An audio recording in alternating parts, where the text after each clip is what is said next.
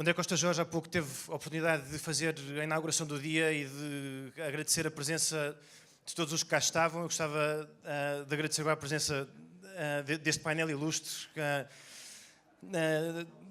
Além da Brutéria e do JRS, também o Sr. Presidente da República decidiu que gostava de se associar a este evento. E escreveu esta mensagem que passo a ler, onde diz que foi com enorme satisfação que, no conhecimento da iniciativa Hospitalidade Precisa-se, que decorre este dia 9 de março, um dia de discussão, debate e programação cultural dedicado aos temas do acolhimento e da integração. Conheço os princípios e o trajeto do JRS. Conheço os seus colaboradores e voluntários. Conheço alguns dos centros de acolhimento que gerem, dentro e fora do país. Há uma palavra que a todos une, a hospitalidade. O espírito com que acolhem e ajudam a integrar tantos e tantos refugiados e imigrantes, tantos e tantos iguais a nós. Portugal é um país aberto aos outros, sempre foi e sempre será. Essa ideia tem de ser sublinhada num momento histórico em que a Europa se confronta com outras realidades de fechamento e intolerância. É por isso que o Presidente da República, mesmo ausente fisicamente, se associa à iniciativa do Serviço aos Refugiados em parceria com a revista Brutéria. Agradecendo o debate e a reflexão, acreditando na divulgação dos valores humanistas, da solidariedade e da justiça. Os valores que fazem dos portugueses um exemplo mundial no acolhimento e integração dos refugiados. Sr. Presidente da República, Marcelo Rebelo de Sousa. Só antes de passar a palavra ao Gonçalo Matias, que moderará este painel, gostava de dizer assim duas coisas muito curtas, que são estas. Este dia tem um tema e tem um modo. O tema é aquele do qual o André, diretor-geral do JRS, falou há pouco. Refugiados, migrantes, hospitalidade, esta grande preocupação que temos no espaço público europeu e mundial hoje em dia. Mas além de tema, há uma preocupação de modo, e por isso é que fizemos questão de convidar 7 representantes, ou eurodeputados, ou representantes dos partidos com assento no Parlamento Europeu em Portugal. Porque o modo desta conversa tem que ser um modo de moderação e um modo cordial e civilizado. A ideia de ter um painel com 7 pessoas e um moderador não é aleatória, é porque acreditamos que esta conversa é a conversa que nos ajudará a perceber como é que um tema como este pode passar a ser de todos. E por isso agradecemos a presença, agradecemos a moderação e agradecemos a forma como nos ajudarão a integrar este tema nesta preocupação que é de todos. Muito obrigado, bom dia a todos. Antes de mais, gostaria de agradecer ao Padre Francisco Mota, ao JRS e à Brutéria o convite para estar aqui e felicitar muito pela organização desta conversa, destas mesas redondas, subordinada a um tema que é fundamental e que está presente nas nossas preocupações todos os dias, como dizia o Padre Francisco Mota, que é o tema das migrações. Mas a forma como ele é aqui apresentado, a forma como ele nos é proposto pela organização, é uma forma que me parece particularmente feliz, desde logo na expressão ou na palavra hospitalidade. Porque este tema tem estado presente no debate público todos os dias e raras vezes ele é apresentado nesta dimensão, na dimensão da hospitalidade, na dimensão do acolhimento. Muitas vezes ouvimos falar das migrações como uma ameaça, como uma crise, como uma invasão. E depois a esta crítica responde-se muitas vezes com a oportunidade, a vantagem económica, o que também é verdade, as vantagens demográficas, nada disto deixa de ser verdade, mas esquecemos o ponto fundamental, que é o ponto da hospitalidade. É a obrigação que todos temos, desde o princípio da humanidade, de receber o outro, de acolher aquele que está em dificuldades e que precisa de nós e que não tem uma casa, que não tem um local onde se possa abrigar. E é essa dimensão da hospitalidade que me parece que é muitas vezes esquecida e que, no caso dos refugiados, tem uma dimensão política, sociológica e até jurídica que não pode ser esquecida, porque é precisamente isso que está no centro da razão de ser da figura do asilo e dos refugiados, que é a questão do acolhimento, da hospitalidade. Agora, claro que a questão vista assim é importante e eu gostaria de propor aos nossos interlocutores que olhassem o tema deste ponto de vista, seja para concordar, seja para criticar, mas que pensassem nele sobre a proposta que nos é feita, hospitalidade, como é que nós podemos pensar as migrações sob uma perspectiva de hospitalidade, mas evidentemente o fenómeno é de uma enorme complexidade. Nenhum de nós desconhece a enorme complexidade do fenómeno, nas suas várias dimensões política, jurídica, demográfica, sociológica, económica, é de facto um tema da maior complexidade, que porventura não foi visto assim no início, quando a questão se colocou com maior premência na União Europeia, talvez aí por volta de 2012, 2013, quando as primeiras situações em Lampedusa aconteceram, e depois em 2014 e 2015, com números avassaladores, e talvez a complexidade não tenha sido sempre vista por todos na sua totalidade, talvez com algum amadorismo na forma como todos gerimos este fenómeno. Enfim, mas não me queria alongar muito mais. Eu propunha que nós fizéssemos um formato de conversa, porque como somos muitos, acho que é difícil estarmos a separar, a individualizar intervenções. Talvez pudéssemos ter aqui alguns motes comuns e fazer um tour de table para irmos conversando sobre o tema. Eu gostava, desde logo, obviamente, de apresentar os nossos convidados hoje. Isabel Santos, do PS, Cláudia Aguiar, do PSD, João Pimenta Lopes, do PCP, Pedro Mota Soares, do CDS, António Marinho Pinto, do PDR, e José Inácio Faria, do MPT. E Alexandra Abreu, do Bloco de Esquerda. Penso que tinha saltado. Peço desculpa. E, portanto, temos aqui os nossos intervenientes, ilustres representantes de partidos políticos, uns deputados ao Parlamento Europeu, outros deputados à Assembleia da República e, portanto, pessoas muito qualificadas na linha da frente do debate político para nos poderem falar das suas perspectivas e também do modo como veem a reação política e social a este fenómeno. O primeiro tópico que eu propunha para debate era o tópico da forma como a União Europeia e Portugal se prepararam para o fenómeno migratório. Desde logo do ponto de vista político e do ponto de vista jurídico. Isto é, será que nós temos os instrumentos políticos e jurídicos necessários para lidar com a situação que estamos a viver? Será que nós não estamos a usar instrumentos como, por exemplo, a Convenção Internacional para a Proteção dos Refugiados, que é de 1951, depois da Segunda Guerra Mundial, e os instrumentos europeus, em larga medida, decalcados dessa Convenção? Será que nós não estamos a usar instrumentos que são profundamente desajustados à realidade que estamos a viver? Isabel Santos. Tem aqui Sim, de facto, estamos a utilizar instrumentos que já estão profundamente desajustados e estamos a conviver com uma profunda dificuldade em reajustar esses instrumentos. Esta é que é a verdade. E se me perguntarem se depois de 2015, daquele grande fluxo, que eu não posso falar, eu não aceito que se fale numa crise de refugiados, de migrantes e refugiados. Isso não aconteceu. Falar na Europa, numa crise de migrantes e refugiados, quando aqui só chegaram em 2015 1,5 milhão de pessoas, e quando a Turquia albergou 3,5 milhões de pessoas, quando o Líbano albergou cerca de 1 milhão de pessoas, quando a Jordânia albergou 655 mil pessoas. Bem, temos que olhar para as dimensões, temos que olhar para as possibilidades de integração no meio de uma população mais alargada e menos alargada, e chegamos à conclusão que nós, na Europa, não tínhamos, de facto, motivo de falar em crise. Nós tínhamos motivo de falar na nossa falta de capacidade de responder ao fluxo. E ainda hoje permanecemos assim. Porque, se falarmos na Convenção de 1951, vemos que ela, à luz da época, e que respondia a uma realidade muito própria, decorrente das duas grandes guerras, sobretudo da Segunda Guerra Mundial, deu resposta ao momento. Mas hoje as causas de busca de proteção noutros países são também outras, são acrescentadas até pelos fenómenos naturais, pelas crises alimentares, por diversos tipos de fenómenos que se vão desenvolvendo ao longo dos tempos e a que esta Convenção não responde.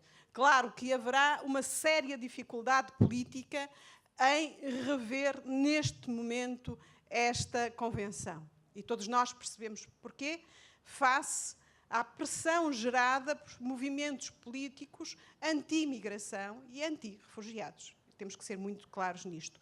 Quanto ao que se passa em termos de legislação europeia, nós neste momento continuamos sem um mecanismo que faça um novo pico migratório, possa dar uma resposta de partilha solidária. Nós ainda não fomos capazes de rever o mecanismo de Dublin. E enquanto não se revir o mecanismo de Dublin, é impossível pensar na Europa na existência de um mecanismo de resposta de partilha solidária, da responsabilidade de acolher quem nos procura.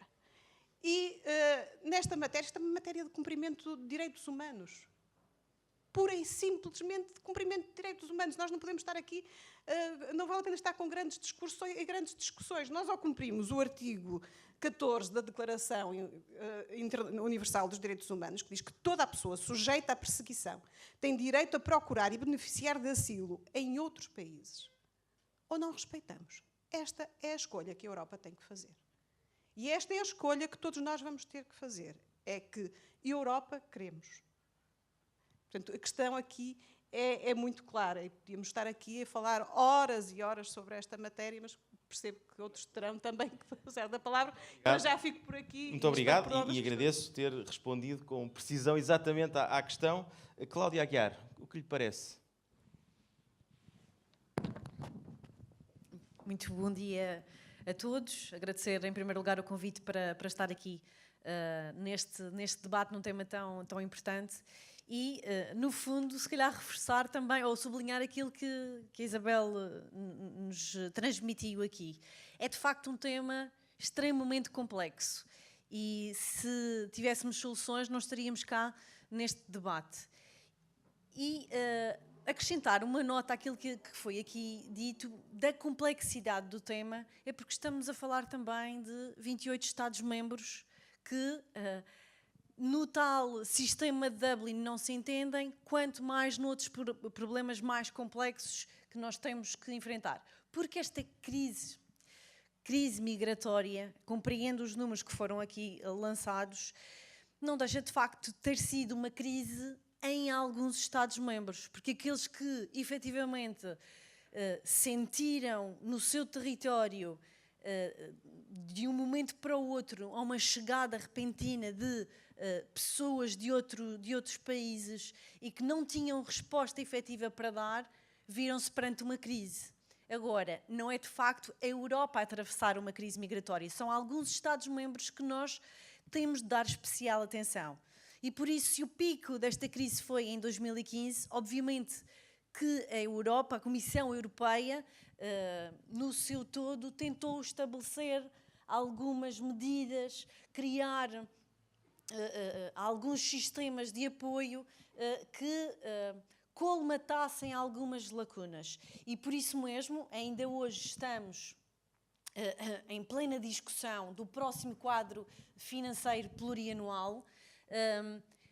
E se calhar vamos à questão, estamos a falar só em números e financiamento e apoio, mas é necessário e, sobretudo, é necessário para uma distribuição equilibrada, mas para apoiar aqueles países, aqueles Estados-membros em que estão a receber, nomeadamente a Grécia, nomeadamente a Espanha, que agora está a receber um fluxo como nunca antes assistido, também de refugiados, e, portanto, temos que olhar para estes casos. E, por isso, para o próximo quadro financeiro plurianual, gostava de destacar isso também para partilhar convosco, quase que se triplicou o montante para esta questão, para o Fundo de Asilo, para apoiar as questões migratórias. E estamos a falar num montante de aproximadamente 35 mil milhões de euros.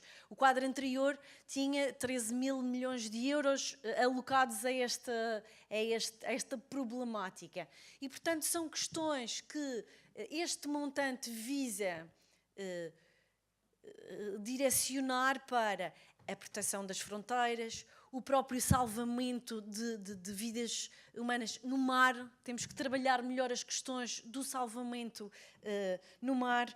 Estamos a falar também de um apoio que será para a integração, de um apoio para combater o tráfico que existe. Portanto, há vários patamares que a Europa tem tentado. Não estou com isto a querer dizer que é um trabalho complexo. Não. Há ainda muitos por fazer, mas dizer que, efetivamente, ao deparar-se com esta crise em alguns Estados-membros, a Comissão Europeia tentou, em determinados casos, dar resposta concreta. Obviamente, podemos passar depois ao plano nacional, aos governos de cada Estado-membro e, efetivamente, todo o trabalho que tem de ser feito, quer em termos de transposição de algumas regras europeias, mas também do trabalho da própria legislação nacional para termos melhores respostas a dar a quem chega, a promover uma melhor integração e também a tentar trabalhar com quem cá está, a forma de acolhermos, porque isto é uma situação muito complicada em termos sociais, sociológicos, e dava um saltinho, porque se calhar já perceberam que eu sou madeirense, dava um saltinho à questão que está acontecendo na Madeira, que é os venezuelanos que estão a chegar e que se está a repercutir um pouco por todo o país, e a forma como esta chegada de lusodescendentes está a afetar o próprio tecido económico, a parte social, e como é que nós vamos trabalhar os nossos e trabalhar a integração de quem está a chegar. Muito obrigado. João Pimenta Lopes, está de acordo com esta ideia de que a União Europeia se procurou dotar dos instrumentos, e se está a dotar dos instrumentos para fazer face à situação que vivemos? Bom, antes de mais, obrigado pelo agradecer o convite que nos foi endereçado e agradecer a presença de todos.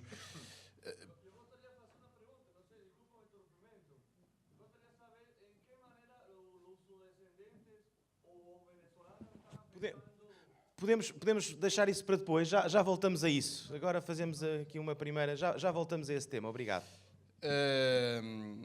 Agradecer a presença de todos neste debate.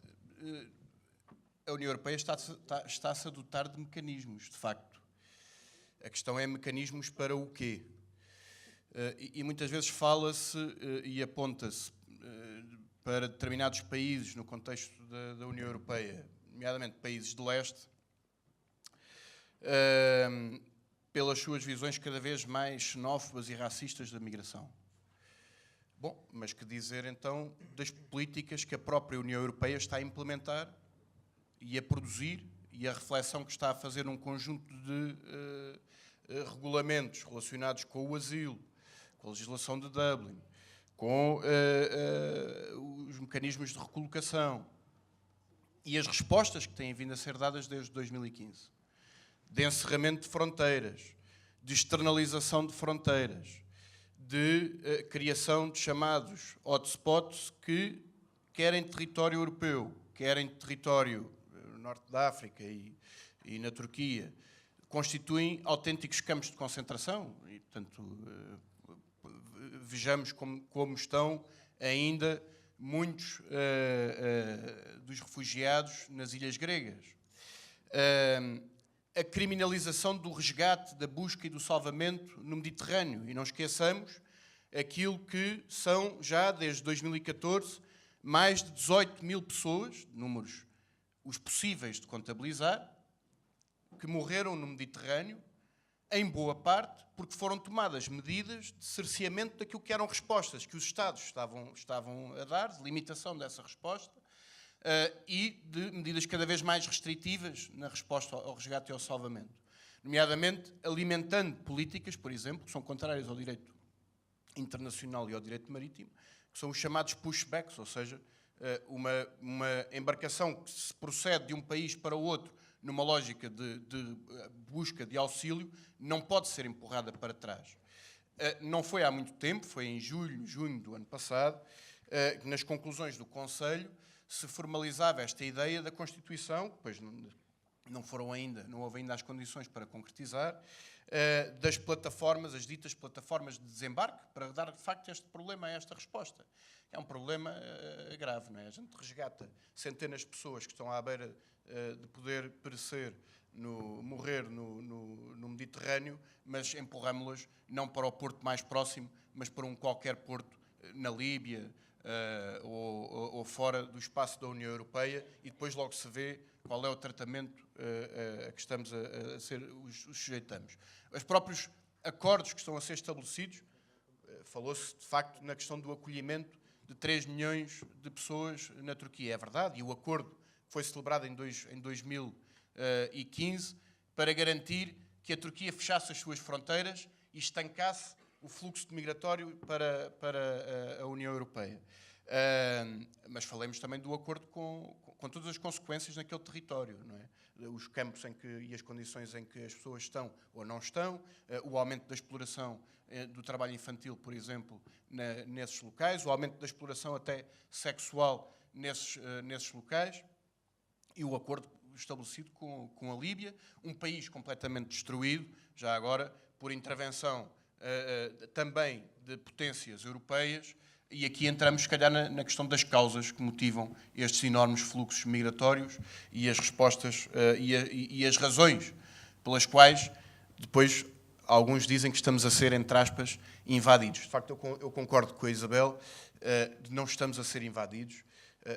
Em 2015, que foi o ano, como já aqui foi referido, foi o ano de maior afluxo à União Europeia, 1.200.000 pessoas no máximo.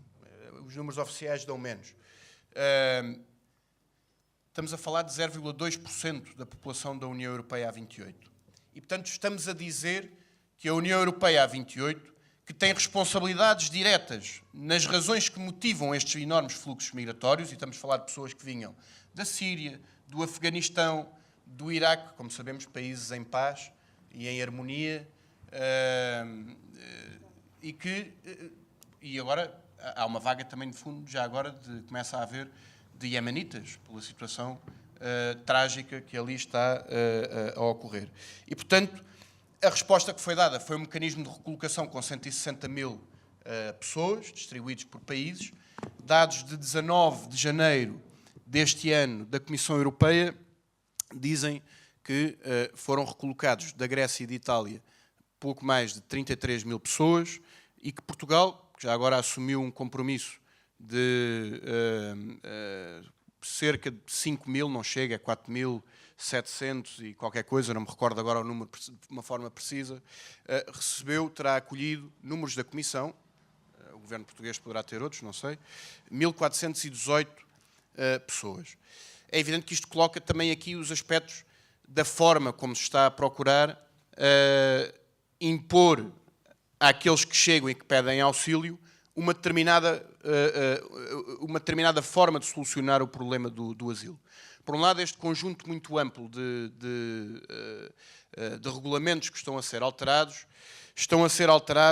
numa lógica, por um lado, de harmonização da legislação, mas com a imposição de redução dos direitos e de limitação do acesso até à própria condição de asilo.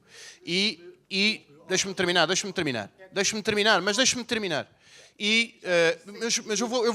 vou terminar. Não, mas eu vou terminar. Vou terminar. Desconto. Mas eu vou terminar. Sim, senhor. Certo, seguro. Estou a sintetizar. Se não tivéssemos perdido os 30 segundos, se calhar já teria terminado.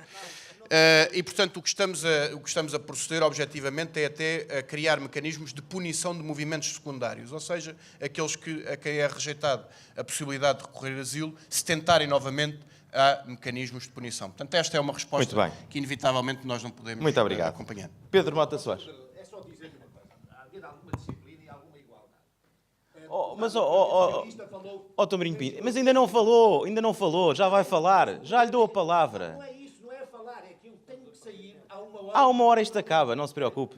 Não se preocupe, há uma hora isto acaba. Uma gestão igualitária do tempo, de palavra para cada um, e não cada um falar de acordo com... Isto é uma conversa, isto é uma conversa. Já perdemos um minuto com a sua interrupção. Talvez ganhemos 2 ou 3 a seguir. Muito bem. Pedro Mota Soares. Esta palavra. Muito obrigado, Gonçalo. Pedindo aqui também a colaboração do telemóvel do Marinho Pinto para pôr aqui, para me ajudar também aqui a controlar-me. Só que uma coisa muito breve, agradecer, como é óbvio, ao Padre Francisco Mota, está aí algures, agora não estou a vê-lo, o convite que me fez para estar aqui, para mim é um grande prazer. Um abraço também muito forte ao André Costa Jorge, que também já vi por aí algures, com quem tive também o prazer e o privilégio de trabalhar um bocadinho nestas matérias. Penso que o primeiro acordo de acolhimento que a JRS fez com o Governo foi ainda numa altura em que eu estava em funções, e por isso mesmo é um enorme prazer estar aqui com todos vós, numa sala tão cheia. A única crítica é que devíamos estar a fazer isto lá fora, eventualmente naquele jardim, que era um bocadinho mais agradável. Indo às questões que infelizmente não são tão agradáveis como o dia que nós temos aqui pela frente. A pressão migratória que nós vivemos na Europa rapidamente se transformou de uma crise humanitária, e nós não podemos esquecer que isto começou efetivamente como uma crise humanitária à qual a União Europeia ainda não conseguiu dar resposta, mas evoluiu muito rapidamente de uma crise humanitária para uma crise institucional. Quebrou o sistema de Schengen, quebrou a capacidade que os próprios Estados têm de aplicar as decisões que os próprios Estados tomaram, não é uma decisão que tenha sido tomada por alguém fora do quadro da União Europeia, destruiu a solidariedade entre governos europeus, coisa que, aliás, já tinha acontecido no passado com a crise financeira, e nós, Portugal, também sofremos isso diretamente. Traduziu-se também na decomposição daquela que é a tradição humanista, judaico-cristã, que a Europa sempre se arvorou como sendo um bocadinho um farol, não só da nossa geografia, mas para outras latitudes e para outras geografias. E, por último, significou também o favorecimento de muitas correntes e de muitos partidos extremistas, muitas vezes xenófobos e racistas. E, como é óbvio, todas estas matérias têm de nos preocupar, e têm de nos preocupar mesmo muito.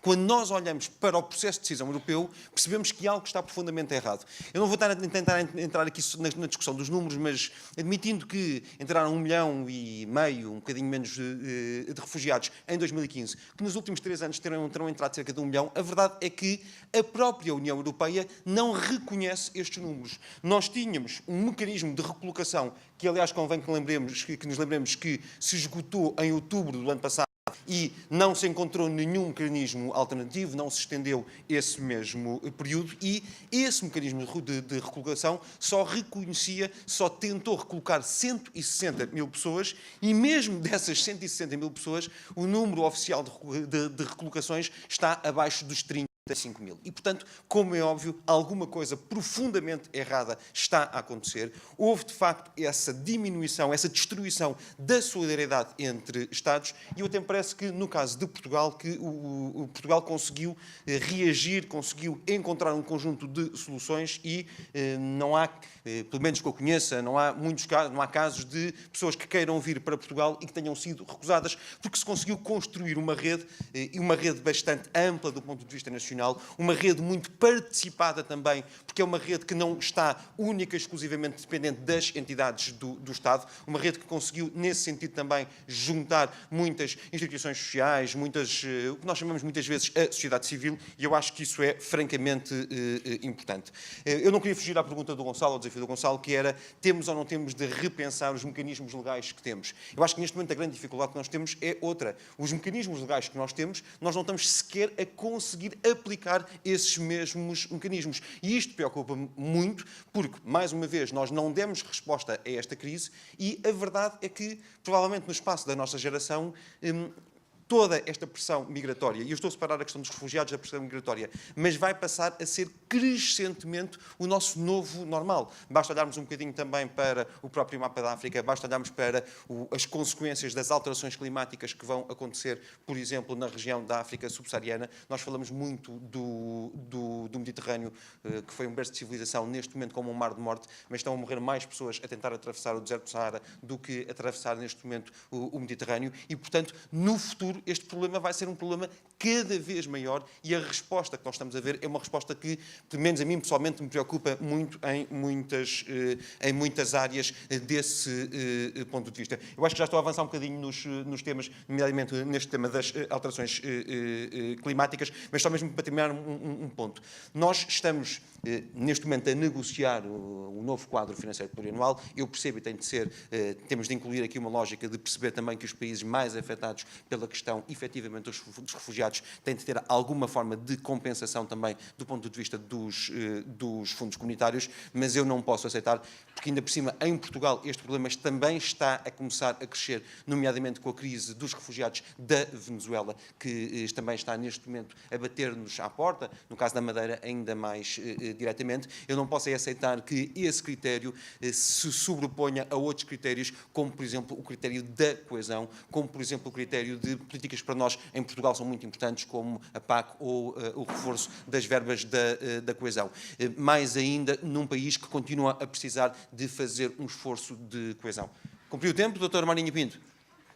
Há aqui uma diferença. Falou menos que o João Pimenta, mas falou mais que todos os outros. Pronto, muito bem. António Marinho Pinto, o que é que lhe parece este tema da adequação dos regulamentos à situação? Está a contar. Diga. Faz favor. Bom, meus caros, este é um problema que está a partir a Europa, está a dividir os europeus. Este é o problema que fez emergir a extrema-direita, que fez emergir os populismos de extrema-direita em toda a Europa. A extrema-direita ascende na França, na Itália, na Áustria, na Dinamarca, na Suécia, na Finlândia, na Holanda, devido à questão da migração. A Europa representa 7% da população, produz 21% do PIB mundial, mas gasta mais de 50% de todas as despesas sociais do planeta. A Europa atingiu níveis de bem-estar inimagináveis em qualquer outra época e em qualquer outro local. E isso suscita procura, obviamente, do oceano de miséria que a própria Europa gerou à sua volta, nomeadamente em África. Muita da miséria em África é contrapartida direta da prosperidade europeia, ou se quisermos, muita da prosperidade europeia é contrapartida da miséria em África. Muitos dos refugiados da guerra fogem das guerras que a própria Europa provocou, como na Líbia, como no Iraque, como na própria Síria. E, portanto, põe-se um problema moral à Europa, um problema ético profundo antes de político. Tem que prestar auxílio a esses refugiados. A solução tem que ser encontrada entre dois extremos. Um primeiro extremo que deixa os refugiados morrer afogados no Mediterrâneo e até pune as organizações que os auxiliam, e o outro extremo que vai com cartazes para a beira dos refugiados: sejam bem-vindos, venham mais. Como algumas organizações fizeram e fazem. Portanto, o tema dos refugiados é hoje a cereja, o bolo de todos aqueles que são contra a União Europeia. De todos aqueles que querem destruir a Europeia, seja Putin, seja Erdogan, sejam as forças políticas que dentro da Europa, da extrema-esquerda, da extrema-direita e da direita, querem destruir o projeto europeu, querem destruir a União Europeia. É aqui que vamos encontrar. Meus caros, eu toda a minha vida me guiei por um padrão e convido-os a seguir esse padrão, que é: eu sou capaz de exigir para os outros, como português, como europeu, que sou capaz de exigir para a Eslováquia, que é socialista e tem um discurso oposto ao seu, completamente, mas são socialistas e estão na mesma família política. À República Checa, à Itália, a qualquer outro país, eu sou capaz de lhes exigir o que eu próprio sou capaz de fazer. E, portanto, a pergunta que eu faço é: quantos refugiados é que eu receberia em minha casa? Posso receber 1, 2, 3, 20 ou 30? Há um limite. Há um limite. Não quer dizer que se deixem morrer afogados no Mediterrâneo, mas há limites para as coisas. E quem quer destruir a União Europeia é a questão dos refugiados que está hoje a pôr. E, portanto, nós, europeus, temos que encontrar... Não há soluções mágicas. Eu próprio não tenho solução aqui a apresentar-vos. Mas é dentro desses dois extremos. Morrerem afogados, abandonados e criminalizar quem os auxilia, ou venham mais, sejam bem-vindos, venham mais, vamos destruir isto tudo. Porque a questão é esta, é uma questão também política, sim, mas sobretudo de identidade. Identidade dos europeus. Uma identidade que foi construída desde o helenismo, desde que Temístocles derrotou Xerxes na Batalha de Salamina. Começou aí o espírito europeu que funda a União Europeia hoje. Depois foi o direito romano, foi o Renascimento, foi a Ilustração e o Iluminismo e o racionalismo científico. A Europa, como diz George Steiner, a Europa é filha de Atenas, do helenismo, mas é filha de Jerusalém, das 3 religiões para as quais essa cidade é sagrada. O cristianismo, em primeiro lugar, naturalmente. O judaísmo, que nós perseguimos ao longo de séculos e que teve esse apogeu no Holocausto. E o próprio islamismo, o contributo que o Islão e os árabes deram para a nossa cultura e para a nossa própria identidade, sobretudo nós na Península Ibérica. Agora, a Europa vigora um princípio da subsidiariedade. Porque eu acho muito bonito alguns que defendem a soberania nacional, mas depois querem impor aos outros países as suas próprias soluções em matéria de migrantes. Porque quem decide esta questão são os Estados-membros. E não é uma maldição dos deuses a ter aparecido o Sr. Erdogan. O Sr. Vítor Orbán. Ele apareceu porque foi uma exigência do próprio povo, de que ele se alimenta, como na República da Eslováquia, como na República Checa, como na própria Suécia. Vejam, a extrema-direita, a votação que não teve na Suécia. Porquê? Chega quase aos 18% já. Na Suécia, na Dinamarca, na Holanda, que eram países de tolerância ao longo dos séculos, a própria Holanda que recebeu os judeus que nós daqui expulsamos, e de Espanha. E estão hoje a ser, a extrema-direita está a crescer. E, portanto, isto vai destruir a Europa, os espectros que no passado lançaram a Europa nas maiores hecatombes da história da humanidade, estão aí outra vez. E é muito fácil resolver isto com um slogan, com um soundbite. Mas quantos dos refugiados que cada um de nós recebia em sua casa? E, sobretudo, quantos poderia receber? E começamos por aí e talvez encontremos, não a solução, mas um princípio para solucionar o problema na Europa e nos vários países da Europa. Porque a União Europeia, Bruxelas, não tem competência para decidir quantos refugiados Portugal deve receber ou não. Somos nós. E nós não recebemos lições, mas outros, se calhar, poderão receber.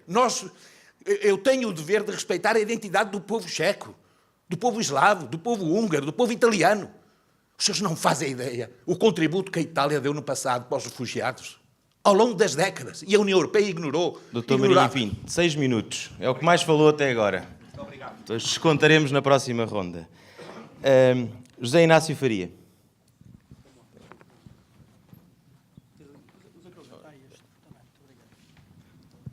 Então é a minha vez, muito obrigado. Bom dia a todos. Quero agradecer ao Padre Francisco Mota o convite para estar aqui. Estes discursos identitários para mim não servem, até porque são perigosos. E eu gostaria de referir que isto vai depois para a limitação, o que é que cada país pode limitar ou não pode limitar, eu só pergunto se assim fosse, se a França tivesse imposto limites, se o Luxemburgo tivesse imposto limites, se a Venezuela tivesse imposto limites, onde é que nós estávamos todos? E aqueles nossos portugueses que por aí andam. Mas enfim, isso é outra conversa. Eu gostava aqui de referir que isto não é um problema único, exclusivamente europeu, do continente europeu. Isto é um fenómeno, infelizmente, mundial. Nós estamos a falar de cerca de 68 milhões de deslocados e, portanto, não é só aqui os 3, 4, 1, 5 milhões de migrantes, imigrantes refugiados e imigrantes económicos que nos vêm bater à porta. Nós temos no continente ao lado, é só atravessar aqui o Atlântico e temos problemas gravíssimos, que já foi aqui falado. Já foi aqui falado da Venezuela, por exemplo. A Venezuela agora está na moda, como já repararam. Começou a estar na moda, os refugiados, os lusodescendentes, os partidos políticos portugueses neste momento, todos falam da Venezuela, e eu gostava de saber onde é que eles estavam 2012, 2013, especialmente a partir de 2015. Porque este problema não é um problema de agora, é um problema já muito antigo e que só agora é que tem tido, só agora é que são apresentadas soluções por parte dos partidos políticos. Tenho visto intervenções, muitas intervenções de alguns políticos portugueses, neste momento sobre os lusodescendentes, os desgraçados lusodescendentes que são de facto, estão com problemas seríssimos, não só aqui em Portugal, como no resto do continente sul-americano.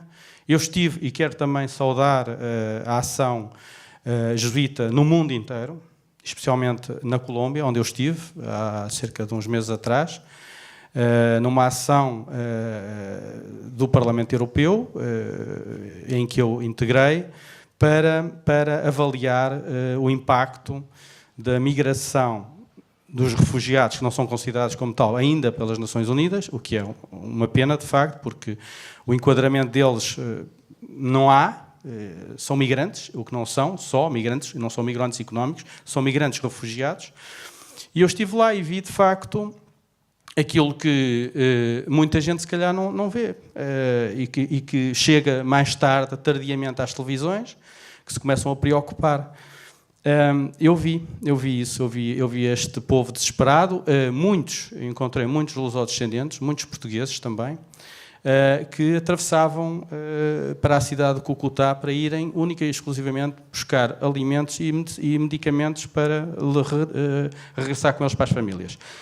Também, nessa noite em que estivemos lá, fomos 5 eurodeputados espanhóis e um português, fui eu, que estivemos lá. Nessa noite, banalmente, tinham morrido 7 venezuelanos, perto, poucos quilómetros da fronteira, de Cúcuta, porque simplesmente se acolheram num sítio para dormir e estava tão frio que acabaram por falecer.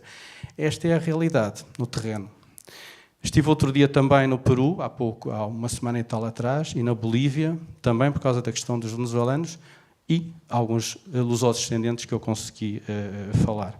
Mas isto é um problema que não é só europeu, é um problema, como eu dizia, um problema mundial.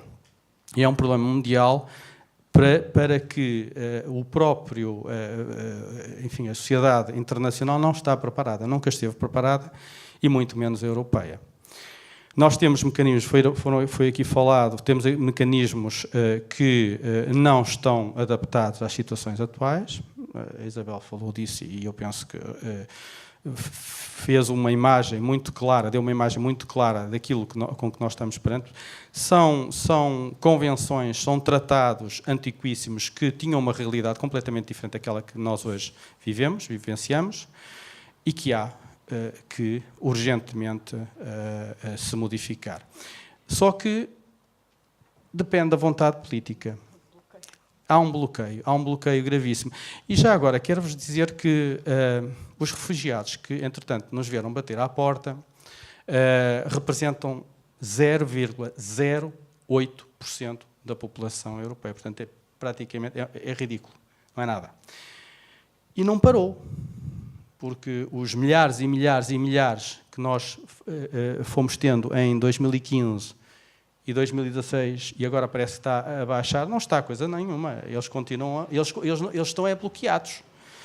Eles chegam à Líbia, bloqueados ficam. Chegam à Turquia, bloqueados ficam. Mas fogem, deslocam-se dos seus países, precisamente nos mesmos montantes que em 2015 nos chegaram. Só que agora nós temos mecanismos de proteção das nossas fronteiras e da entrada no nosso continente. Isso é que é lamentável. Este acordo que já foi aqui referido com a Turquia e com a Líbia ainda pior, penso eu, porque não há quaisquer condições para reter humanamente os refugiados que chegam à Líbia, mas a verdade é que é isto. Eles continuam a chegar, só que ficam por ali. E também não sei se os valores que o João deu aqui dos milhares que morreram a passar o mar, se terá sido assim só esses, porque eu não sei quantos é que estão lá em baixo. Muito obrigado. Mas eu termino dizendo que o regulamento de Dublin é ineficaz, já deu prova de. Nós estamos a falar também, eu falei a nível mundial, nós temos a Declaração de Nova Iorque, que há relutância em ser aplicada por grande parte dos países. Temos o caso dos Estados Unidos, que não querem aderir ao Global Compact para os refugiados e para os migrantes, e isso aí, pergunto eu, o que é do resto dos Estados que fazem parte da comunidade internacional, se o próprio Estados Unidos é o primeiro a querer se saltar fora. Muito bem. Termino dizendo que os refugiados climáticos têm que ser falados. Já lá vamos. E isso é um assunto que eu quero de facto referir. Muito obrigado. Alexandre Abreu. Muito obrigado. Bom dia a todos. Estou aqui em substituição da Marisa Matias, que não pode estar presente, mas que vos transmito os seus cumprimentos. Ela lamenta não poder estar. Estou eu, sou candidato do Bloco de Esquerda ao Parlamento Europeu. Não sou deputado nem à Assembleia da República, nem ao Parlamento Europeu, mas falo na qualidade de candidato. E quero agradecer o convite que nos endereçaram para estarmos aqui e também nos darmos os nossos pontos de vista. Algumas coisas que eu gostaria de dizer, falando no final, e já depois de todos estes os meus colegas de painel. Relativamente ao que disse o Dr. Marinho Pinto, eu acho que é importante, quando falamos de limites, acho que é importante contextualizar aquilo que estamos a falar, e de alguma forma o João Pimenta Lopes já o fez e eu quero reforçar essa ideia. Quando falamos de 1 milhão, 2 milhões de refugiados a chegar por ano, estamos a falar efetivamente de 0,2% a 0,4% da população europeia. Para podermos comparar isto com o que são outros contextos em termos de capacidade de acolhimento, o Líbano tem cerca de 15% da sua população é a população refugiada. Portanto, aqui o desfazamento entre a escala que estamos a falar em termos daquilo que é efetivamente a intensidade do acolhimento num contexto e no outro, a Jordânia seria outro exemplo, muitos outros exemplos. Na verdade, pelo mundo fora, são muitas vezes os países mais pobres que acolhem o maior número de refugiados e, sobretudo, em termos percentuais face à sua população. Por isso, na minha opinião, e na nossa opinião, falar de limites, de alguma forma sugerindo que estamos próximos de atingir limites de acolhimento, num contexto em que, por um lado, os níveis de acolhimento são muito baixos em termos comparativos e, por outro lado, no momento em que até os fluxos têm estado em diminuição, eu penso que é desde logo estar a abraçar a agenda alarmista e de fechamento que depois, simultaneamente, se diz querer evitar alimentar. Por isso, na minha opinião, eu penso que este discurso é profundamente perverso. Este é o meu ponto de vista. Por outro lado, assinalo também uma certa dissonância no discurso entre uma Europa que, simultaneamente, se mostra angustiada com a sua falta de dinamismo demográfico, com as suas perspectivas de envelhecimento, com o que isso significa em termos das suas perspectivas de prosperidade para o futuro, e que depois, simultaneamente, se mostra angustiada com a perspectiva de acolher alguns milhões, eventualmente, de pessoas necessitadas de acolhimento e de solidariedade. Há aqui uma dissonância profunda. Eu não advogo, muito longe disso, nós não defendemos uma visão utilitarista das migrações pelas suas vantagens económicas demográficas, mas assinalamos o desfazamento, a dissonância, a contradição de uma Europa que simultaneamente se mostra angustiada, ansiosa com estes dois elementos que, na verdade, são profundamente contraditórios. O que eu queria dizer ainda, rapidamente nesta primeira intervenção, relativamente, para responder mais diretamente à questão do Gonçalo sobre a questão do dispositivo normativo internacional, é mais do que estarmos preocupados com a necessidade de atualização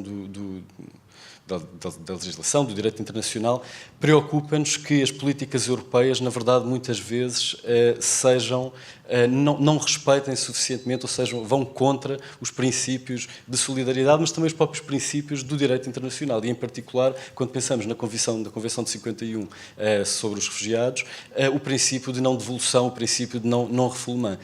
Este problema, que o João Pimenta Lopes também aqui já falou, da externalização das fronteiras da União Europeia, no contexto do qual, para que já agora tenham conhecimento, aqueles que não estejam tanto a par disto, do que é que estamos a falar, há mais de 30 países terceiros com os quais a União Europeia tem vindo a assinar e implementar acordos que envolvem financiamento muito avultados, no sentido de transferir para esses países a responsabilidade por acompanhar, processar, policiar e, em última instância, estancar os fluxos migratórios com um objetivo fundamental, que é desencorajar a imigração para a União Europeia. Ora, destes países, cerca de metade são países com regimes autoritários, que estão a ser apoiados nos seus aparelhos de segurança, policiais, com gravíssimas implicações em termos de direitos humanos, com gravíssimas implicações em termos de direito internacional pelo não respeito do direito ao asilo, são principalmente este tipo de fenómenos que aprofundam, particularmente desde 2015 e a Cimeira de La Valeta,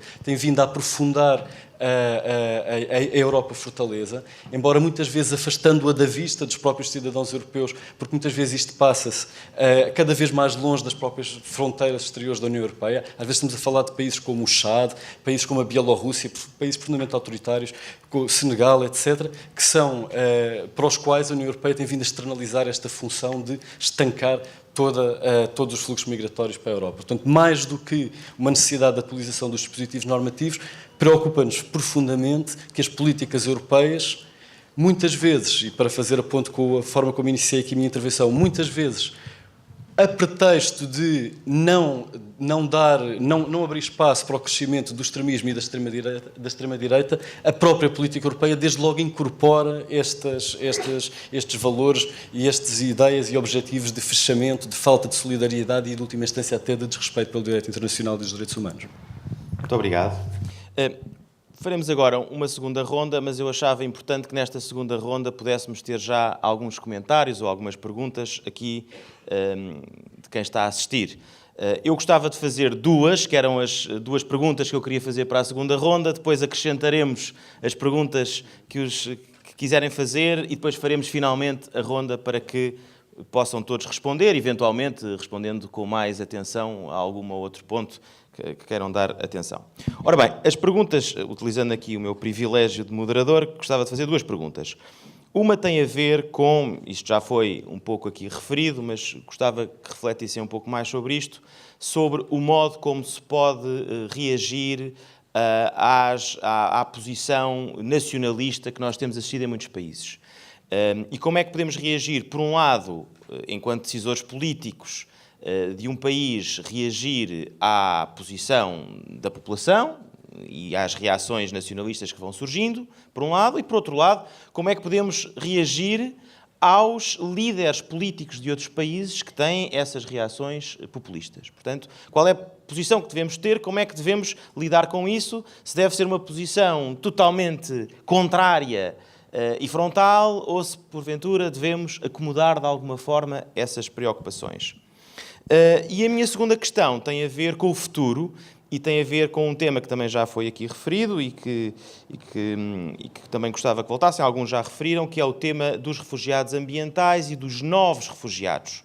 Isto é, novas situações, refugiados ambientais, o problema do acesso à alimentação e à comida, e à água, aos recursos naturais e que têm provocado profundas movimentações de pessoas e justamente para isso nós não temos uma resposta nem dos instrumentos jurídicos, nem politicamente preparada para esta nova realidade. Portanto, eram um pouco as duas perguntas que tinha para colocar, mas gostava de juntar a estas perguntas que tivessem para fazer. Há pouco tirei-lhe a palavra e gostava de lhe dar agora, porque penso que queria falar da situação da Venezuela. Faz favor.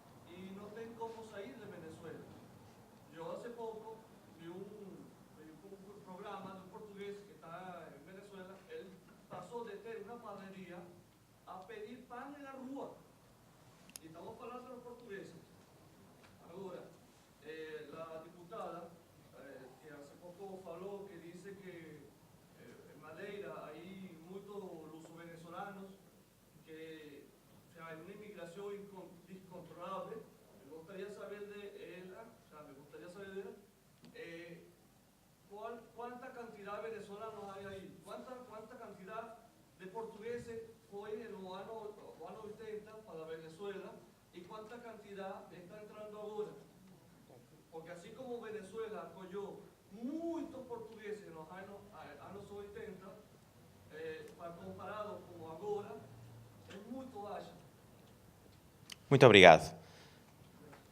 Faz favor. Só queria lembrar que se passou em 75 em Portugal. Nós acolhemos 1 milhão de portugueses em meses. O país conseguiu acolher, fez uma ponte aérea extraordinária, uma operação militar de organização de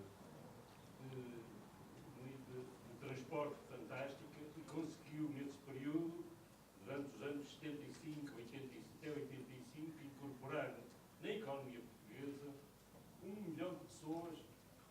penso que é o número médio que é conhecido. Nós, neste momento, a Europa não está a fazer esse esforço na proporção que nós fizemos. E devíamos fazer. Só mais um ponto que foi aqui falado.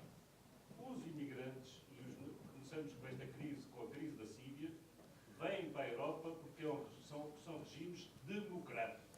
Não vão para a Rússia, não vão para os países vizinhos. Depois há os migrantes do Norte da África que também fogem de regimes de ditadura, de regimes onde a economia está completamente destruída.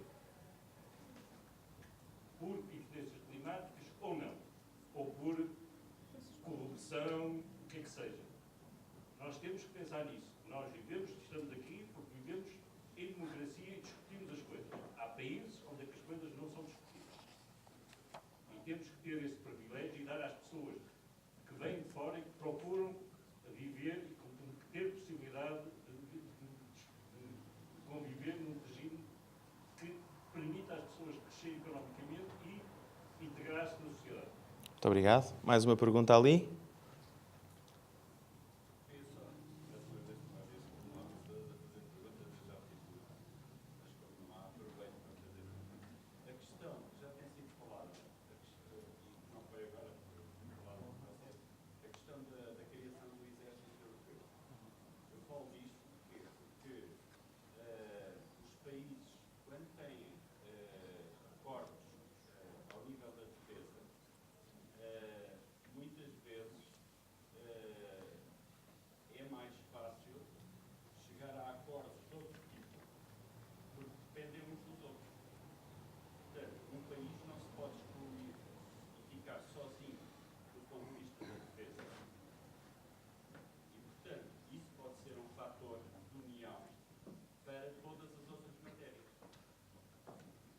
Muito obrigado. Não vamos ter tempo para todas. Lá ao fundo já tinha inscrito. Obrigada. O meu nome é Madalena Vasconcelos.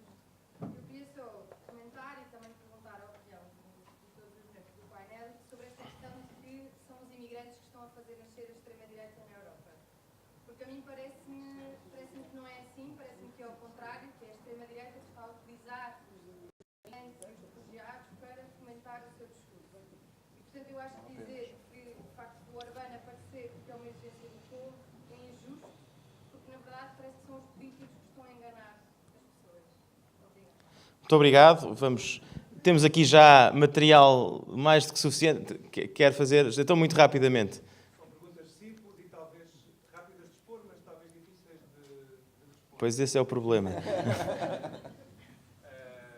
Chamo-me Miguel Barros, acompanho este tema e questiono-me quais são as medidas ou as responsabilidades que pretendem assumir para evitar situações de refugiados em massa, designadamente no Médio Oriente, e situações que, em vez de trazer, por exemplo, pessoas da Venezuela, se consiga evitar o colapso total daquele país.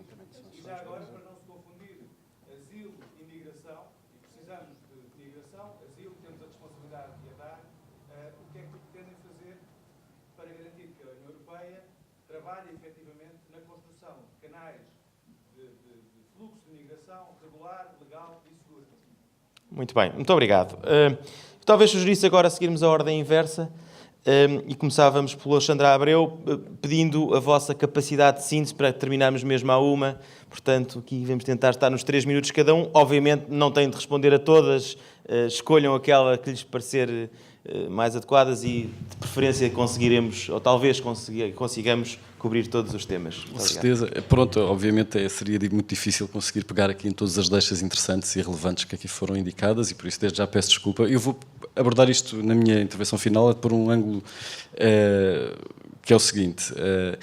De uma forma geral, as pessoas não migram devido a existirem diferenciais de rendimento entre as zonas onde vivem e outras partes do mundo. De uma forma geral, as pessoas migram por as suas condições de vida se verem perturbadas e basicamente por ausência de perspectivas, seja devido a questões prementes de segurança, em contexto de conflito, ou de regimes políticos opressivos, seja por ausência de perspectivas económicas em contextos de perturbação, muitas vezes induzidos por processos até relacionados com as características da forma de inserção das suas regiões e das suas economias na economia mundial. Não é simplesmente por, noutras partes do mundo, as pessoas terem salários mais elevados, que automaticamente se gera uma pressão migratória. Tem essencialmente a ver com desestabilização das perspectivas de vida, com crises económicas, com crises de subsistência ou com crises de segurança e conflitos militares.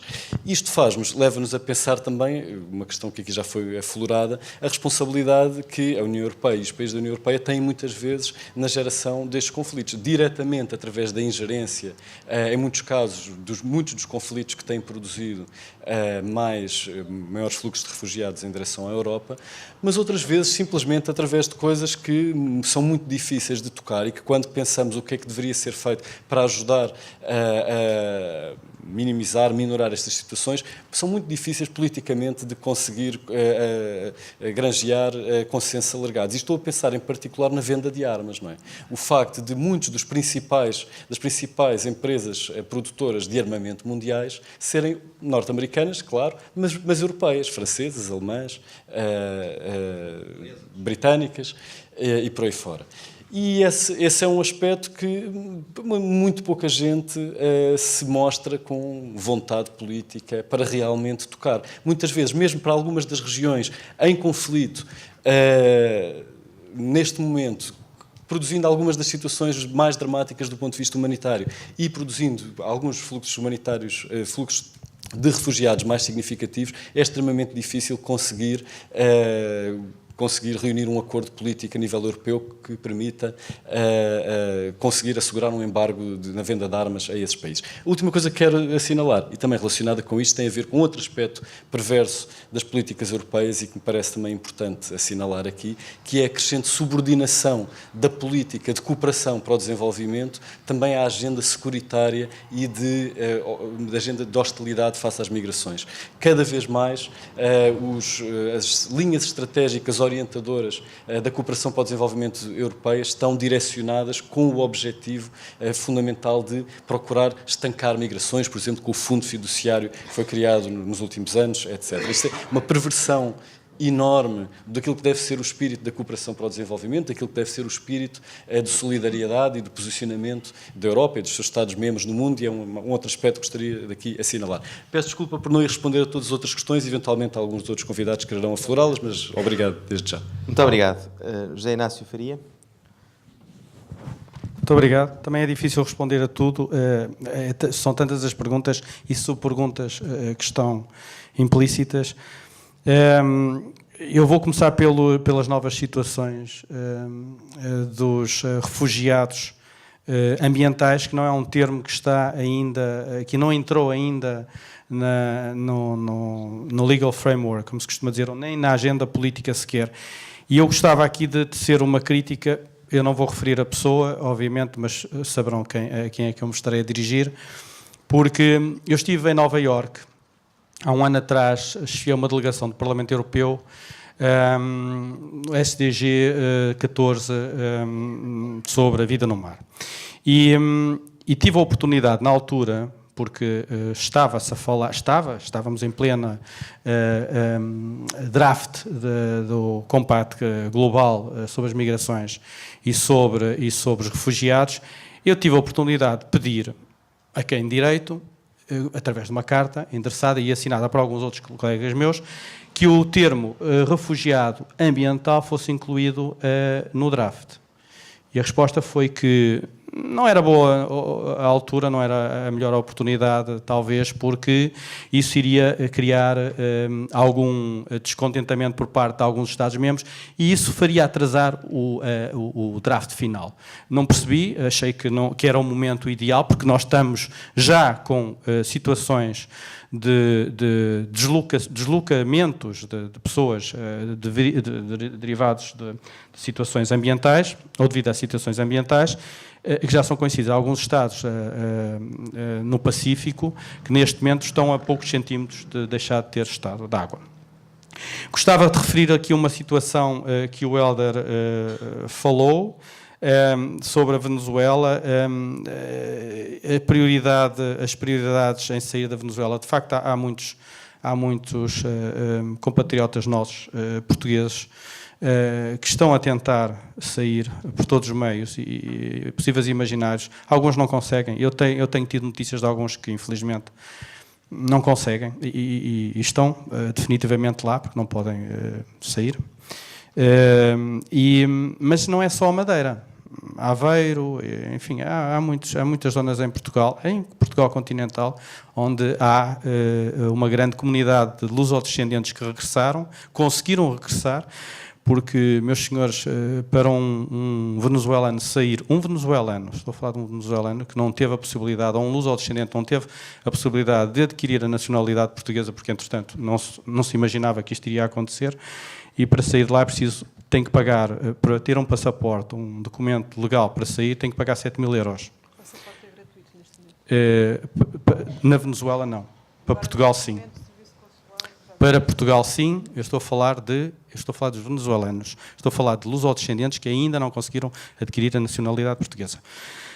Pela morosidade que o processo leva. São 7.000 euros. E, portanto, imaginem que é impossível. E, portanto, ficam lá. Muito obrigado. Não, e tenho aqui uma coisa não a dizer. Temos tempo. Não, termino só com 1975, que eu acho que é um assunto que eu tenho falado muitas vezes nos discursos no Parlamento Europeu. É que estamos a falar de 0,08% da população europeia que tentou ao longo destes anos chegar aqui e chegou aqui ao nosso continente. Falamos em 750.000 portugueses que regressaram, mas esses não eram os outros, éramos nós. E, portanto, houve um acolhimento diferente. Mas estou de acordo consigo, é uma imagem que nós podemos transportar lá para fora e devemos transportar. Como é que um país tão pequeno como o nosso, com menos de 10 milhões de habitantes na altura, conseguimos integrar. Claro que na integração, enfim, houve problemas, não foi tão pacífico quanto isto, e ainda há situações que ainda não foram resolvidas, mas entraram aqui 700 e tal, quase 1 milhão de nossos concidadãos que tiveram que fugir da África. Muito isto obrigado. É de louvar e é de referir sempre que possível. Muito obrigado. António Marinho Pinto.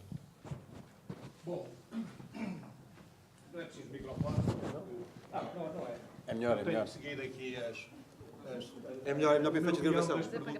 Na gravação. Ok. Bom, questão da Venezuela. Advogo em relação à Venezuela a mesma política que advogo em relação à África. Investir na Venezuela e não provocar este caos através de boicotes sistemáticos por parte dos Estados Unidos, da União Europeia e de alguns Estados. A situação criada na Venezuela é fruto de duas circunstâncias. A má gestão do governo, sobretudo Maduro, mas também do boicote internacional, declaradamente para provocar esta situação de crise humanitária e levar à alteração do regime venezuelano. Eu sou da opinião de que a União Europeia e o governo português deveriam intervir na Venezuela, pondo as partes em confronto, ajudando-as a encontrar uma solução e não a tomar posição a favor de uma das partes num dos conflitos que estão em conflito. Foi uma política errada contra os interesses dos portugueses que estão na Venezuela, aquilo que o governo português fez, e é uma vergonha que a União Europeia tenha também a fazer o mesmo, atrás dos interesses neocolonialistas espanhóis, porque é a Espanha que tem estado a incendiar a Europa contra a Venezuela, porque foram as empresas, a Espanha tratava a Venezuela como uma colónia sua, dominava toda a economia venezuelana e o senhor Hugo Chávez correu com eles, nacionalizou aquilo e a Espanha desde então tem feito uma campanha sistemática contra a Venezuela. Vejam até aquela patetice que o rei foi fazer uma vez a Hugo Chávez, mandá-lo calar numa Assembleia de Chefes de Estado, numa reunião de chefes de Estado. Meu caro amigo, retornados, eram portugueses, falavam a mesma língua, tinham a mesma religião, eram iguais a nós, eram nossos. Não fizemos nenhuma obrigação, mais do que aquilo que devíamos fazer. E até digo-lhe que devíamos ter feito melhor. Ou falhou alguma coisa. Agora, quantos sírios é que o senhor receberia? Ou iemenitas? Ou líbios? Ou da Somália? Ou do Burundi? Quantos é que cada um aqui receberiam? Pronto, nós temos portugueses. Eu sou filho de imigrantes. Eu fui para o Brasil com 6 meses de idade. O meu pai faleceu lá. Estão lá as cinzas do meu pai. Se há país que tem imigrantes, somos nós. Se há continente que irradiou imigrantes para o mundo, é a Europa. Isso é uma questão. Agora, de repente, há milhões de pessoas à porta. Isto é complicado. Eu advogo todos os princípios éticos, políticos, da solidariedade. Mas bolas, vamos explicar isto aos eslavos, da Europa, aos eslovacos, à própria Itália. Minha querida amiga aí do fundo, nós podemos pensar o que quisermos, mas foi a questão de imigrantes que fez o Sr. Salvini. E é aí que ele bate, que fez a Sra. Le Pen. Exatamente, que dá percentagens à Sra. Le Pen, que fez a extrema-direita sueca, que não existia. Ouça, nós podemos pensar que a Lua é quadrada e não é, e podemos discutir isso. Agora, factos são factos. Factos são factos, e sobre factos podemos ter opinião depois de identificarmos os factos. Porquê é que a extrema-direita na Suécia atingiu 18%? Os imigrantes que lá estão, os refugiados, nas ruas, nas escolas, nos hospitais, e depois não trabalham, vivem dos subsídios e eles sentem ameaçado o seu Estado Social, o seu Estado de Direito. Sejamos realistas para encontrarmos soluções. E não andemos já termino, tenho aqui outra resposta. Não. E não andemos em torno de slogans para manter o problema. Não pode ser. É que, como aliás identificou a Sra. Deputada Isabel Santos, só falou 3 minutos na primeira ronda. E agora vai ficar com menos, portanto... Agora vai reclamar, exatamente. E com toda a justiça. Pedro Mota Soares. Muito obrigado a todas as questões. Eu vou também tentar falar aqui de algumas coisas que não foram tão faladas, começando por esta questão do Gonçalo, da reação, como é que se reagem aos nacionalismos e aos líderes políticos, e que a Madalena Vasconcelos também acabou por abordar. Primeira questão, a questão da reação aos refugiados não é uma questão só da extrema-direita. Se olharem para muitos dos países de Visegrado, que são países que são socialistas ou partidos que são socialistas, a verdade é que têm uma reação que é uma reação exatamente igual à do Sr. Salvini ou da Sra. Le Pen. A verdade é que, muito provavelmente, o fator essencial, e há muitos estudos que hoje o dizem, que levou muitos britânicos a votar a favor do Brexit, foi exatamente a questão também dos refugiados e das migrações. E por isso mesmo, eu acho que hoje, curiosamente, uma das grandes linhas de divisão não é, nesta matéria, entre esquerda e direita, é entre quem é nacionalista, protecionista, e pessoas que continuam a defender as liberdades da Europa, e as liberdades da Europa não são liberdades que nós possamos escolher fazer cherry picking. Eu não posso dizer que quero a liberdade de circulação, mas depois que quero a liberdade de acesso ao mercado comum, a liberdade de circulação de bens e de serviços, mas depois não quero a liberdade de circulação de pessoas. E, portanto, não é possível, nesse sentido, fazer um bocadinho de cherry picking. E eu acho que as nossas linhas vermelhas, nós nunca podemos abdicar das nossas linhas vermelhas. Muito recentemente, o meu partido, o CDS, escreveu uma carta ao PPE, do partido do qual nós fazemos parte, dizendo que considerávamos que o Sr. Orbán e que o partido do Sr. Orbán tinha ultrapassado todas as linhas vermelhas e que não era possível continuar dentro do espaço do PPE fazendo as coisas que está a fazer. E propusemos, nesse sentido, numa reunião que vai haver daqui a muito pouco tempo, vai haver uma reunião exatamente para discutir esta matéria. Eu não vejo outros partidos a fazerem isso, por exemplo, em relação à Eslováquia, ou em relação à Roménia, ou em relação à Malta, que não é no tema das imigrações diretamente, mas que noutros temas, nomeadamente que têm a ver com corrupção, subversão de princípios de separação entre o Estado de Direito e os tribunais, estão a ultrapassar um conjunto de linhas vermelhas, e eu não vejo outros partidos preocupados, porque eu acho que uma parte forte da reação também tem de vir de dentro de nós próprios. Eu tenho a vantagem de estar aqui ao lado do Gonçalo e, portanto, vejo que ainda tenho 1 minuto, e queria muito rapidamente tentar abordar uma questão que também não foi falada, que é a questão do exército europeu. Eu acho que todos os problemas têm uma solução simples, uma solução fácil e uma solução errada. E essa, na minha opinião, seria uma solução errada. Eu sou europeísta, sou profundamente europeísta, mas não sou federalista, nem quero que o meu país, que a minha nação, se dissolva no quadro da União. Um exército representa sempre a existência de um povo europeu. O exército tem, de facto, o monopólio da força em nome do povo. E nós não temos um povo europeu, temos vários povos na Europa, temos um povo português, e por isso mesmo a questão, para mim, de um exército europeu será sempre uma questão de diminuição de soberania que eu não aceito, que o CDS não aceita. Certamente que é muito diferente, nós podemos cooperar num conjunto de estruturas, certamente que é diferente, nós podemos cooperar e podemos, do ponto de vista também do pilar europeu na NATO, aprofundar esse mesmo pilar, mas ultrapassar esta linha e chegar a um exército europeu é uma coisa com a qual eu não concordo. Muito obrigado. João Pimenta Lopes. Sem demoras, não é apenas as questões das migrações de que se alimenta a extrema-direita. É também da degradação das condições de vida dos povos, dos ataques sucessivos e generalizados em toda a União Europeia aos direitos sociais e aos direitos laborais. E, aliás, não é por acaso que muitas vezes se vê discursos de forças de extrema-direita tomando aquilo que é um património até de intervenção que tipicamente é a esquerda, são os partidos mais à esquerda que assumem. Claro que depois, na prática, quando estão no poder, e já são 10 governos na União Europeia, em que a extrema-direita está diretamente ou integra esses governos, depois não contrariam estes ciclos de degradação das condições e dos direitos laborais e sociais. Mas, por exemplo, falemos também da dualidade de critérios das próprias instituições da União Europeia. Que brinde foi para a Polónia e para a Hungria e para as forças de extrema-direita aí os processos sancionatórios que se iniciaram, que depois não vão ter consequência absolutamente nenhuma. Mas que brinde foi esse que se deu? Quando não se intervém depois sobre situações como, falemos da situação dos muros da vergonha, e não estamos a falar apenas na Hungria, falemos da Espanha, da Áustria, da Grécia, da Sérvia, falemos da situação de Calais, tão conhecida e como foi tratada, falemos daquilo que na Dinamarca foi há muito pouco tempo formalizado de forma legislativa, de criar numa ilha um processo de segregação de migrantes. Mas eu penso que seria importante nós falarmos para pensar a questão da hospitalidade, olhando para dentro e falando no tipo de acolhimento que queremos ter. E nós não podemos esquecer uma de duas coisas. A primeira é que somos um país de migrantes. Quer na década de 60, quer atualmente, de 2011 a 2017, saíram 700 mil portugueses. E a legitimidade com que os nossos vão daqui para outros países procurar as condições de vida que no seu próprio país não encontram, são as mesmas, é a mesma legitimidade que outros procuram, nomeadamente no nosso país. Já agora, sobre a procura, eu tive a oportunidade de falar com vários refugiados, nomeadamente numa das embarcações de resgate e salvamento. Duas notas.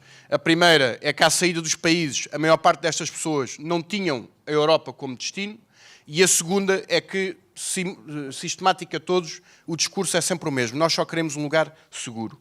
Mas pensemos na estratégia de acolhimento de Portugal, olhando para as nossas próprias práticas. Eu há tempos estive na Moita, no Centro Local de Apoio à Integração de Migrantes. E que dizer da integração daqueles que venham de fora, quando aqueles que estão há 30 anos no nosso país continuam, muitos deles, indocumentados.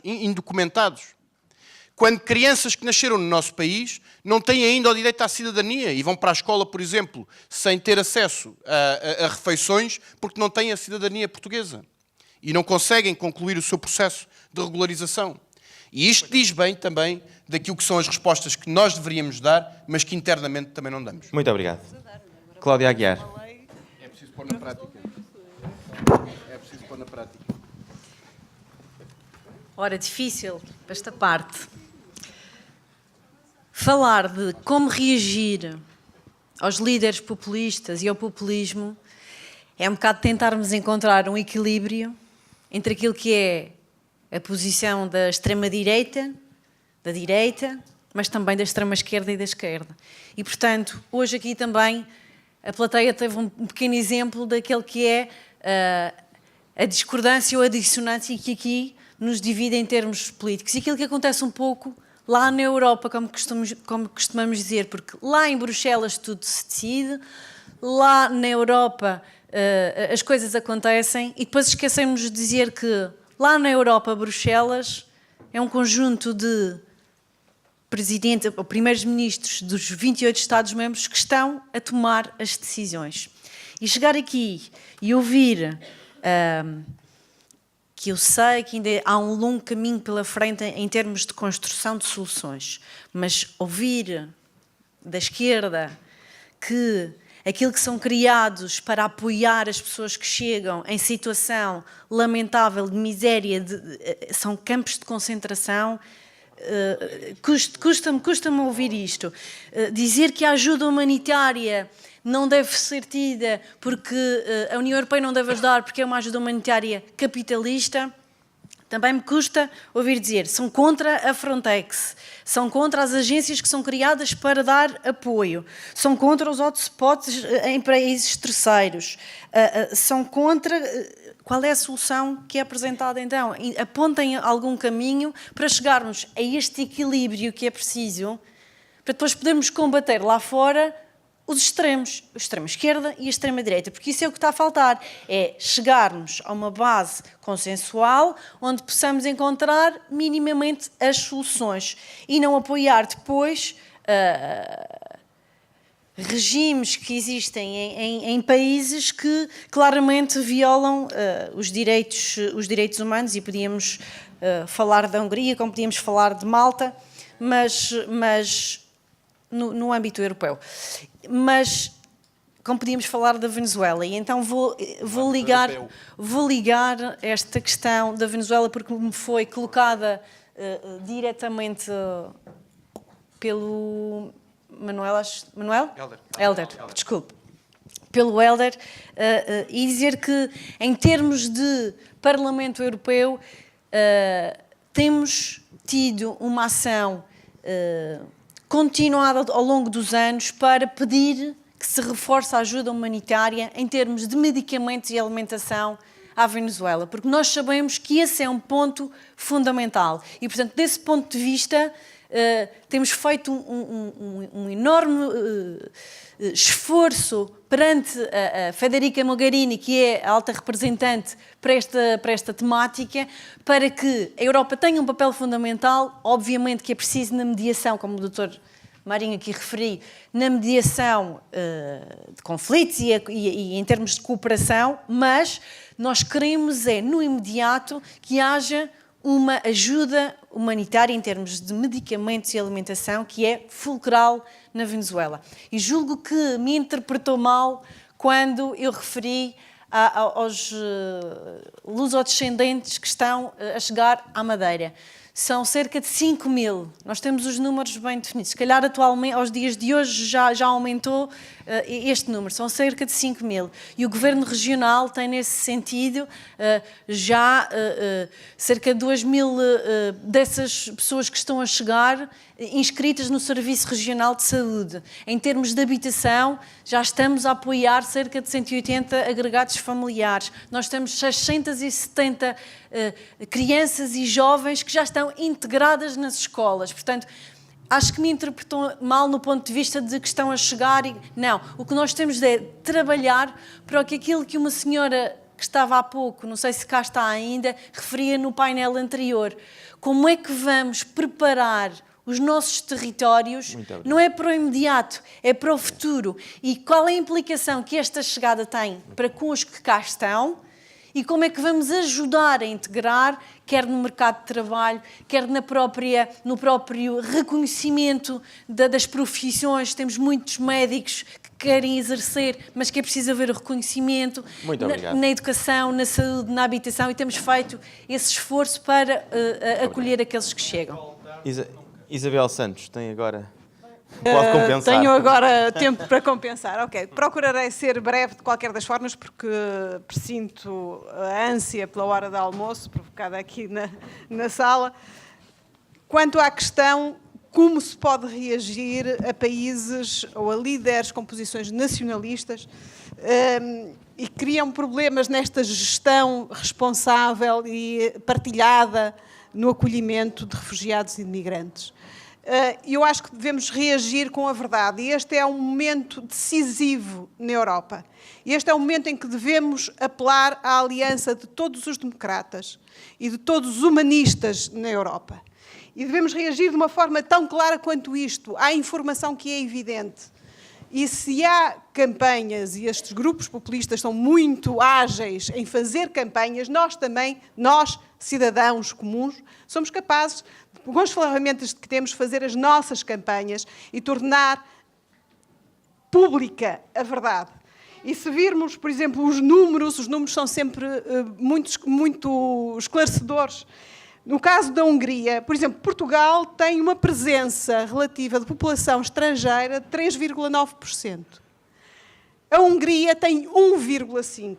A Hungria do Sr. Orbán, que diz que está a ser massacrada, invadida por migrantes. Não está e não tem esse problema. Não tem esse problema. Bulgária...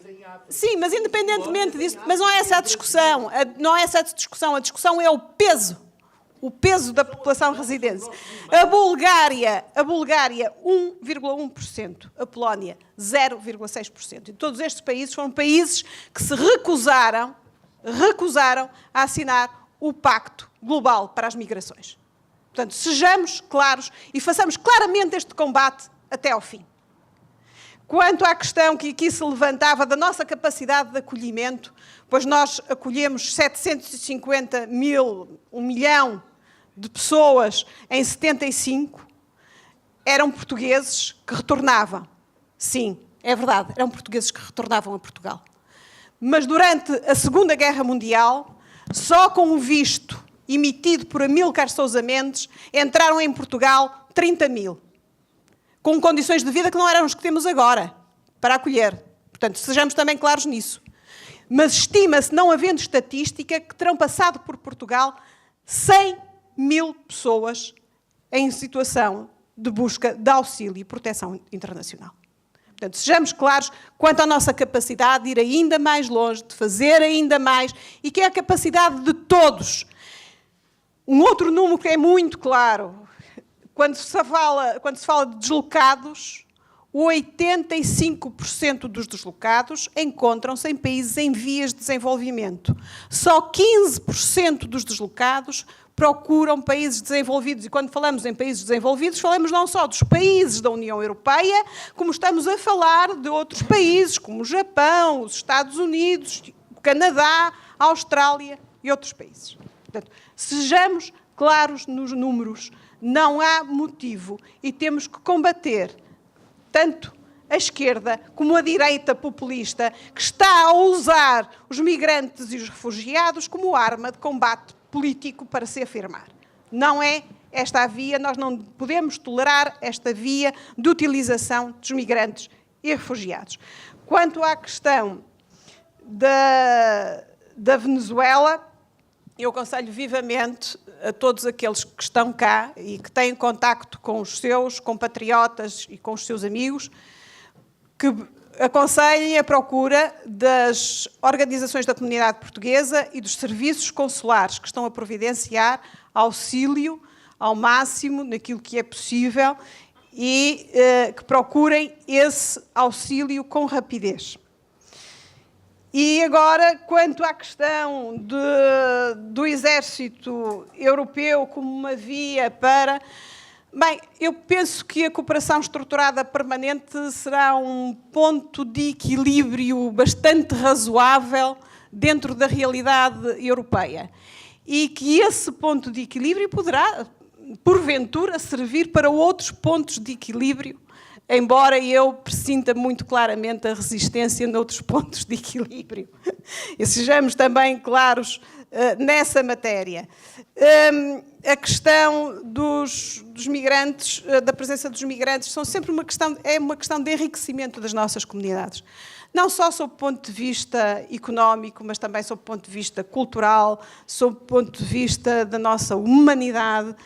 São também um foco de ajuda à estabilização dos seus países e ao progresso dos seus países, que é um trabalho que nós temos que fazer. Nós temos que atuar na raiz destes movimentos migratórios. Temos que atuar nessa raiz, temos que ter uma política de cooperação europeia clara, de investimento claro, mas não é ir dar uma batatinha para colher um saco de batatas. Não é? Sejamos bem claros nisto. Não. Temos que ter uma política clara de investimento para a estabilização e para a estabilização política desses países. Porque muitas vezes nós fomos a fonte da instabilidade política que está a criar este movimento. Temos que assumir isso com clareza. Fomos a fonte de exploração económica desses países e fomos a fonte de instabilidade política desses países que os conduziu à condição à situação que agora estão a viver e que chegaram aqui. Posto isto, há também aqui uma questão que conflui com a Venezuela e há um limite para tudo.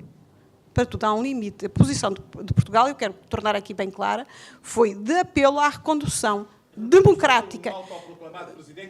Reconhecimento à recondução democrática. E há um limite, e vou-lhe dizer muito claramente, olha, eu venho de uma organização que é um grande congelador europeu. É um grande congelador europeu. É um grande congelador de conflitos, a OSCE. Mas não os resolvemos, não conseguimos chegar às soluções. Porque há um ponto de diálogo e há um ponto de ação para a resolução dos problemas. E talvez esteja a chegar o ponto da resolução. Nesse ponto nós temos que ser claros. Muito bem. Muito obrigado. Foi um debate muito vivo e espero que esclarecedor. Gostava de agradecer muito a participação ativa dos nossos convidados e também à organização.